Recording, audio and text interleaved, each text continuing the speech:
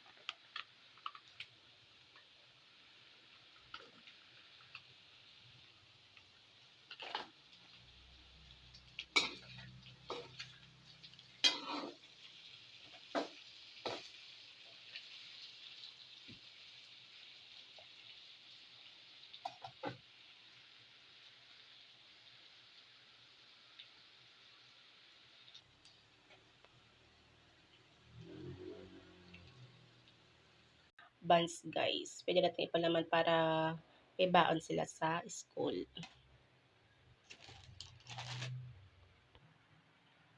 So, ayan. Lagyan natin ng buns ng minuto natin kiniling guys. Yan. Pwede natin lagyan ng mayonnaise or ketchup. Pero dahil okay na to guys, kahit hindi ko nalagyan. Yan.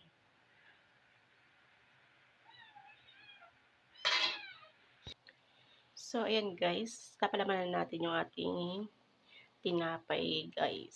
So, baon nila sa school. Pwede nyo lagyan ng mayonnaise sa ibabaw. Pero hindi na ako maglalagay guys. Ayan. O, diba? Thank you for watching guys.